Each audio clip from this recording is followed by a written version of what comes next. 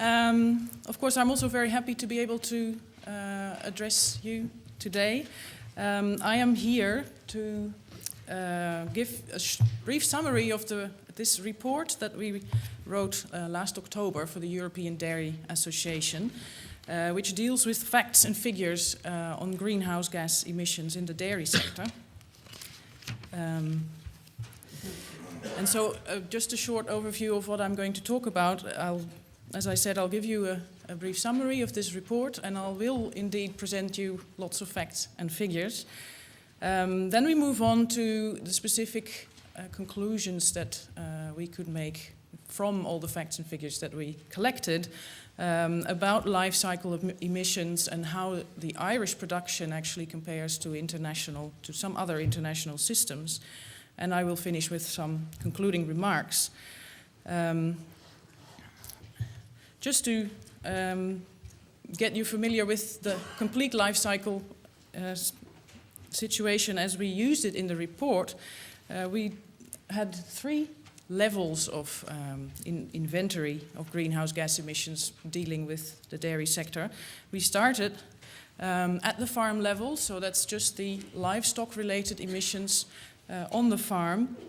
Then we also looked at what we call the cradle-to-gate life cycle, which stops at the moment the raw milk is leaving the farm, so to speak.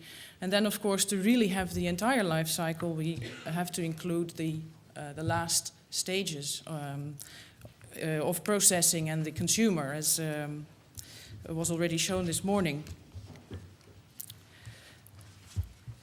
Just a brief background on what data we used for the on-farm emissions. We sourced exclusively from very consistent and well-checked databases. So we used the UNFCCC monitoring data and an international database. That means we were using figures for 2005 and for 2000 at the global level, just to give you that perspective. For the cradle-to-farm gate and the cradle-to-grave life cycles, as we call them, we used existing studies. So we didn't actually attempt to do any new life cycle studies here, but we sourced from existing literature for different countries. And then, of course, we used a lot of additional information. 2 reports that I want to mention is the IMPRO study on dairy and meat. It was came out last year, commissioned by the European Commission, and the large FAO report that you're probably all familiar with, Livestock's Long Shadow, that came out in 2006. Just to go back to these figures, you've seen them a few times today already. But here I just put them all together in an international perspective. So we see that at the global level, agriculture contributes an average of 16%. And of course, between countries, there's a lot of variation. And as we already saw, Ireland and New Zealand here are our friends. They rank amongst the highest contributors within the Annex I countries. And by contrast, a country like Japan only has a 2% contribution of agriculture, which is mainly rice. Our first main conclusion was that if we look at the on-farm livestock emissions, the total contribution on a global level, as well as within the Annex I countries, dairy's contribution is 1.2% to the total greenhouse gas emissions. So just again, this is only the on-farm emissions. We're not talking about the life cycle yet. We split up the complete contribution of 16% of agriculture here to give all the various subsector contributions. And so you can see the top and the third from above contributions are the dairy contributions in the global context. If we then move on to the cradle-to-gate life cycle, so not including the processing stage yet, we use 2 approaches to estimate the global and Annex I contributions again, and then we arrive at a figure of 3%, again for dairy products. And that is quite consistent with things you can derive from a range of literature sources. So, of course, it is an estimate, but it seems to be definitely in the right ballpark. And then, as I said, of course, the life cycle isn't complete until you go all the way to the consumer. then because the product range is so diverse, it is a bit harder to put a definite figure on that, but it looks like the factory processing, the packaging and the subsequent transports would add about another 10% per unit product. And the energy use at the consumer would add another 3.5 to 4%. So these are relatively small contributions at the end of the life cycle. What I would like to stress, though, and it has of course come up a few times already, is that from a life cycle perspective, product loss is a very important item.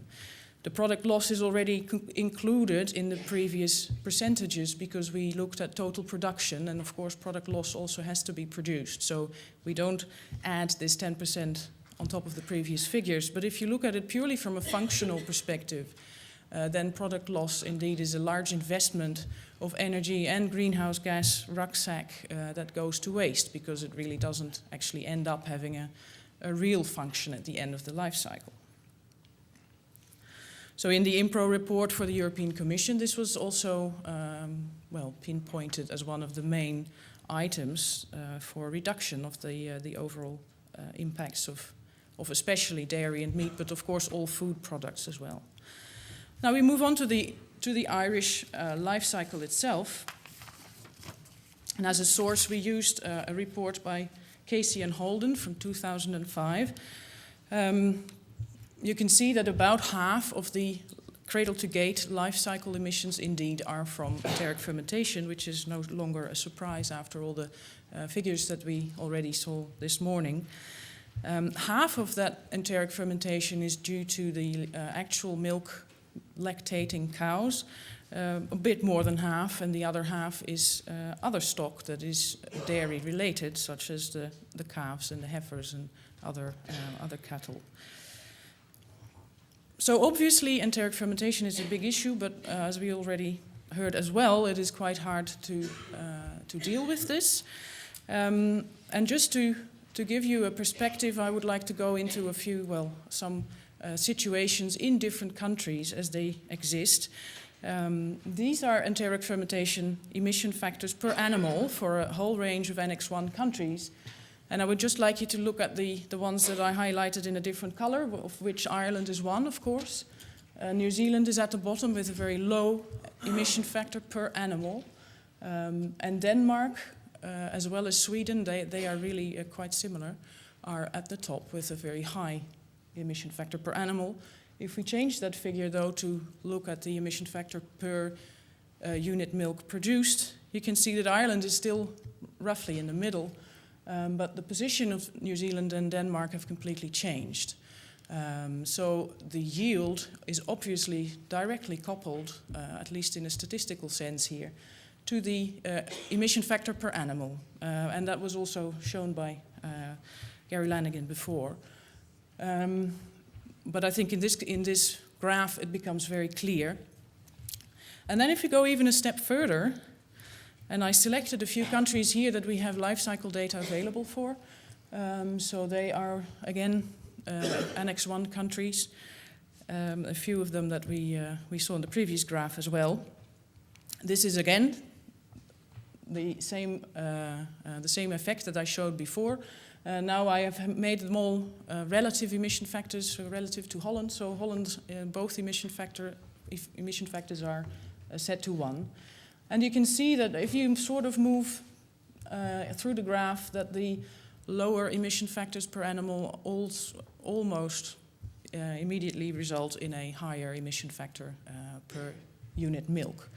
It's not exclusively the case, so that is also an important hint that I would like you to keep in mind. Now if we move to the entire life cycle here, so this time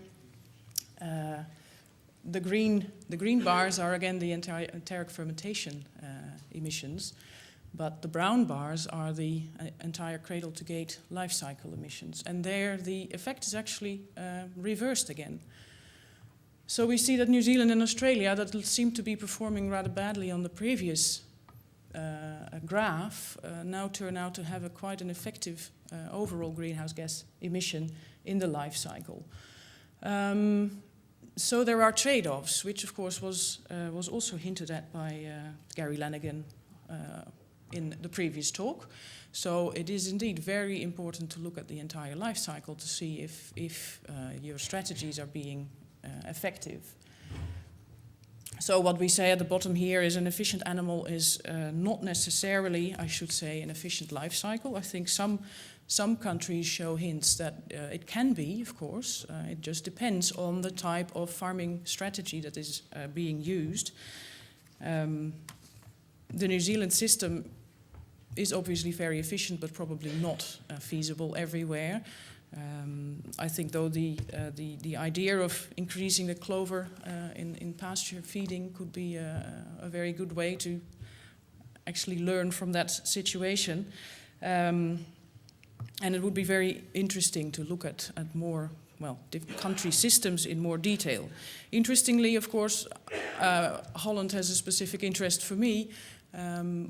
We have very efficient animals in terms of yield per cow, but the overall life cycle was actually scoring the worst of all the life cycle studies that we assessed.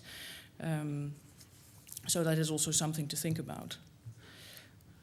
If we look at the methane emissions from manure management, and we see that they are really not coupled to the yield, because the two figures give pretty much the same ranking of the different systems.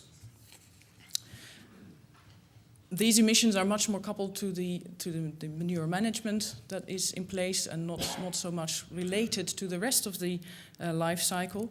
So of course that is an interesting aspect as well. It might be easier to target the emissions from that source. Also, the variations within Ireland are actually fairly large. So that is also, well, at least a hint that there is quite some room for improvement.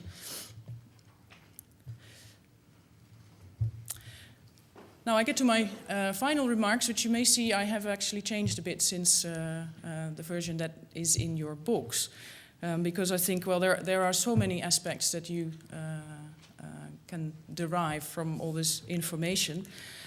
I think there are plenty of opportunities to actually indeed work on greenhouse gas emissions, but it is very important to keep this life cycle perspective in the back of the mind. And I am quite happy, I have to say, to find today that this is such a well-known aspect. Everybody I've heard so far actually seems to be already convinced of this, which is not the case everywhere. So enteric fermentation is a hard case, as